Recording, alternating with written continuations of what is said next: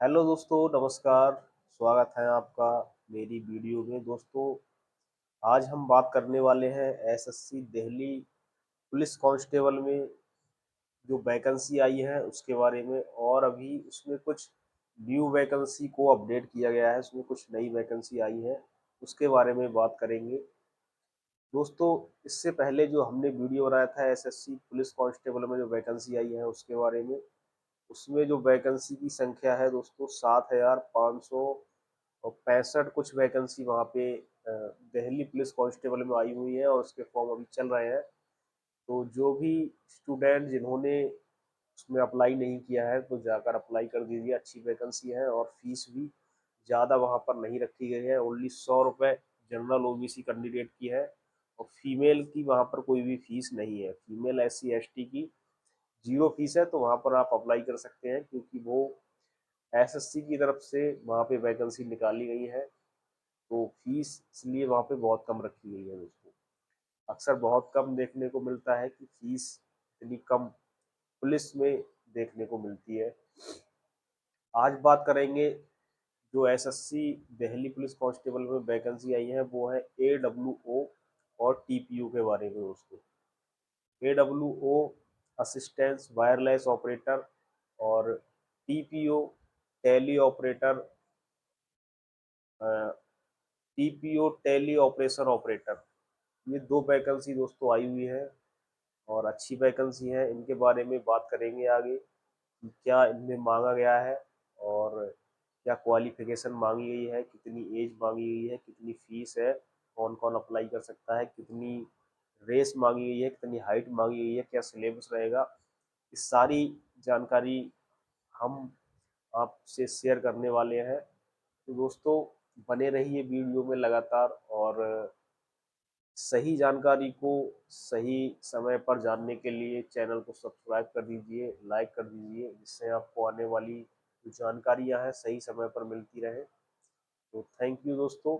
और आगे चलते हैं अपनी वीडियो की तरफ और चलते हैं मोबाइल की स्क्रीन पर और समझते हैं कि दिल्ली पुलिस जो कांस्टेबल में वैकेंसी निकली है एडब्ल्यूओ और टीपीओ की, उसमें क्या क्वालिफिकेशन मांगी गई है, कितनी फीस, इस सारी क्राइटेरिया को जानेंगे दोस्तों। तो आइए दोस्तों, चलते हैं मोबाइल की स्क्रीन पर।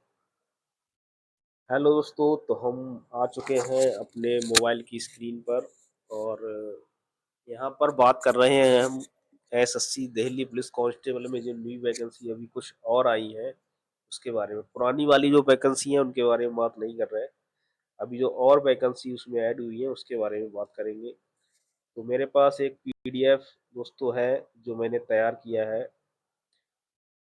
देखते हैं उसमें सारी डिटेल लिखी हुई है, तो हम वो पीडीएफ ओपन करेंगे दोस्तों। यहाँ पर SSC Delhi police constable vacancy AWO और टीपीयू के बारे में बात कर रहे हैं दोस्तों। SSC Delhi police head constable assistant, AWPO का मीन्स हो गया, एडब्ल्यूओ का मीन्स हो गया असिस्टेंस वायरलेस ऑपरेटर और टीपीओ मीन्स हो गया tele operator, tele printer operator दोस्तों। तो ये दो वैकेंसी यहाँ पर निकली हुई है और यहाँ पोस्ट की बात करें तो 552 पोस्ट यहाँ पर रखी गई है दोस्तों। एप्लीकेशन जो इसके फॉर्म स्टार्ट हुए थे 24 सितंबर से इसके फॉर्म स्टार्ट हो चुके हैं और लास्ट डेट इसकी 15 अक्टूबर 2025 है। फीस पेमेंट करने की इसकी लास्ट डेट 16 अक्टूबर 2025 है। इसमें करेक्शन का भी टाइम आपको दिया गया है। तो करेक्शन की जो डेट है 23 से 25 अक्टूबर 2025 तक इसकी हम इसमें करेक्शन कर सकते हैं। अगर कोई हमसे मिस्टेक हो गई है फॉर्म भरते समय तो हम इसमें करेक्शन कर सकते हैं। फीस की बात करेंगे तो जनरल ओबीसी और ईडब्ल्यूएस की फीस यहाँ पर 100 रुपये है। एससी एसटी फीमेल की फीस जीरो है, कोई फीस यहाँ पर नहीं रखी गई है। आगे दोस्तों चलते हैं। पोस्ट नेम इसमें क्या है वो हम पहले ही आपको बता चुके हैं। हेड कांस्टेबल एडब्ल्यू और टीपीओ की वैकेंसी यहाँ पर निकली हुई है और 552 यहाँ पर पोस्ट है। इसमें मेल कैंडिडेट के लिए 370 और फीमेल के लिए 182 पोस्ट है दोस्तों। सैलरी की अगर बात करें तो 42,000 से 48,000 के बीच में सैलरी है, अच्छी खासी सैलरी यहाँ पर आपको मिलने वाली है। और सिलेक्शन मोड की बात करें तो सीवीटी एग्जाम वो कंप्यूटर बेस्ड यहाँ पर एग्जाम होगा, पीटी होगा, हमारा फिजिकल टेस्ट होगा, और फिर ट्रेड टेस्ट, फिर मेडिकल वगैरह, ये सारी चीज़ें होंगी। अब बात करते हैं इसमें एजुकेशन क्वालिफिकेशन क्या रहेगी, कौन कौन अप्लाई कर सकता है। तो अगर आपने किसी भी बोर्ड से 12th पास किया है, 10+2 किया है, तब आप इसमें अप्लाई कर सकते हैं। लेकिन कंडीशन ये है, आपने साइंस और मैथ के साथ 12th किया हो तभी आप इसमें अप्लाई कर सकते हैं, वरना आप इसमें अप्लाई नहीं कर सकते हैं। साइंस और मैथ होना कंपलसरी है। अगर आपके पास आपने 12th नहीं किया है तो आपके पास नेशनल ट्रेड सर्टिफिकेट एनटीसी होना चाहिए, मैकेनिक कंप्यूटर ऑपरेटर से, या फिर इलेक्ट्रॉनिक कम्युनिकेशन सिस्टम से। अगर आपने एनटीसी का सर्टिफिकेट आपके पास है तब आप यहाँ से अप्लाई कर सकते हैं, अगर आपने 10+2 पास नहीं किया है तो भी। यहाँ पर 12th के साथ आपको टाइपिंग भी यहाँ पर आनी चाहिए और कंप्यूटर की थोड़ी बहुत नॉलेज होनी चाहिए। कंप्यूटर की नॉलेज जैसे एमएस वर्ड, थोड़ी बहुत नॉलेज होनी चाहिए, और कंप्यूटर को ऑन करना, इंटरनेट यूज करना, ये सारी चीज़ें आपको आनी चाहिए दोस्तों। तो ये बात की चीज़ें हैं, पहले तो हमारा एग्ज़ाम होगा, उसके बाद हम जब वहाँ पर जाएंगे तब हमारा टाइपिंग टेस्ट, ये सारी चीज़ें बाद की बातें हैं दोस्तों। एज की बात करेंगे तो 18 से 27 यहाँ पर एज रखी गई है, और एज रिलैक्सेशन मिलेगा। तो सभी को पता है कि ओबीसी में 3 इयर्स का मिलता है, और जो एससी एसटी कैंडिडेट होते हैं उनके लिए 5 इयर्स का रिलैक्सेशन यहाँ पर ऐड किया जाता है। फिजिकल स्टैंडर्ड की बात कर लें तो हाइट मेल कैंडिडेट की यहाँ पर 170 सेंटीमीटर है, और अगर आप हिल एरिया में रहते हैं दोस्तों तो आपकी 165 सेंटीमीटर है, तो आपकी एक्सेप्ट कर ली जाएगी हाइट। चेस्ट है 81 सेंटीमीटर से 85 सेंटीमीटर होना चाहिए, और आप अगर हिल एरिया में रहते हैं, पहाड़ी एरिया में रहते हैं, तो 76 से 80 सेंटीमीटर होगा तब आपका चल जाएगा। फीमेल कैंडिडेट की बात करेंगे दोस्तों, यहाँ पर उनकी हाइट 157 सेंटीमीटर है, तो चल जाएगी। और अगर आप हिल एरिया में फीमेल कैंडिडेट रहती हैं, पहाड़ी एरिया में रहने वाली हैं, तो आपकी 152 सेंटीमीटर हाइट है तब भी चल जाएगी। फीस की बात हम कर चुके हैं दोस्तों, यहाँ 100 रुपये फीस रखी गई है, और एससी एसटी एंड फीमेल की कोई फीस यहाँ पर नहीं है। कास्ट सर्टिफिकेट दोस्तों हमारे पास होना अनिवार्य है। जो कैंडिडेट ओबीसी एससी एसटी में आते हैं उनके लिए खासकर कास्ट सर्टिफिकेट होना अनिवार्य माना जाएगा। Most upload valid certificate of issue, जो भी हमारे पास कास्ट सर्टिफिकेट हो वो वैलिड होना चाहिए, डिस्ट्रिक्ट मजिस्ट्रेट के द्वारा बना होना चाहिए, एसडीएम का उस पर एसडीएम के द्वारा बना होना चाहिए। कास्ट सर्टिफिकेट है जो हाथ से लिखा हुआ होता थे पहले, वो मान्य नहीं होंगे दोस्तों, यहाँ ऑनलाइन वाला ही मान्य किया जाएगा। और ओबीसी के लिए यहाँ पर must be from non creamy layer, जो स्टूडेंट नॉन क्रीमिलियर में आते हैं उनके लिए कास्ट सर्टिफिकेट होना अनिवार्य है।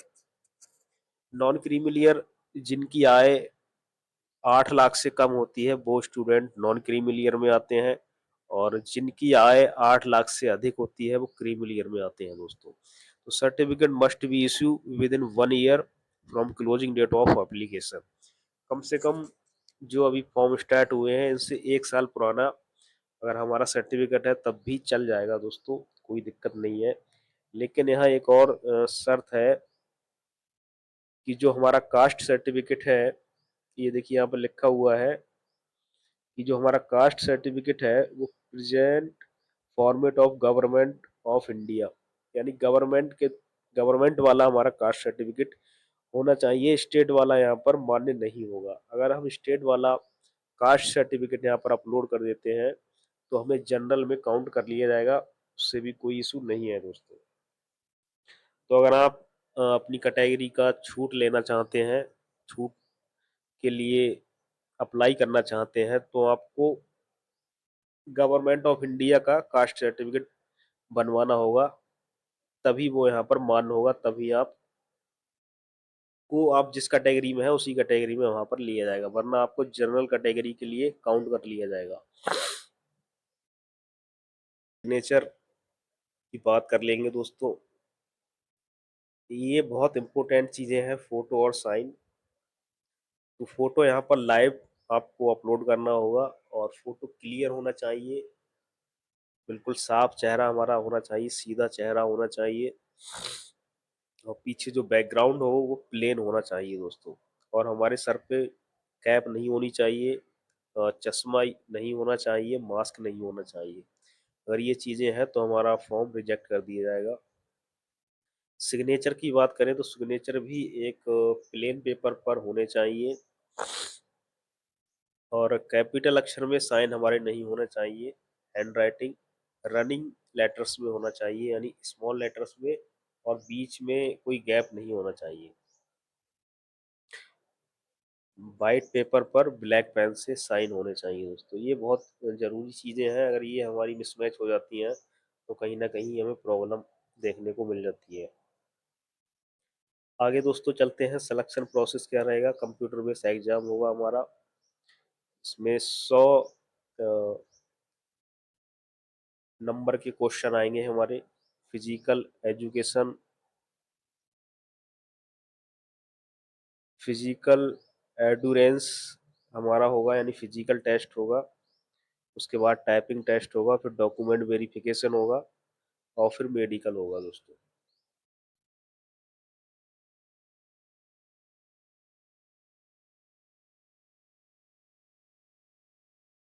सैलरी की बात दोस्तों हम पहले ही कर चुके हैं, यहाँ पर 25,000 से लेकर 42,000 48,000 के बीच में हमारी सैलरी रहने वाली है।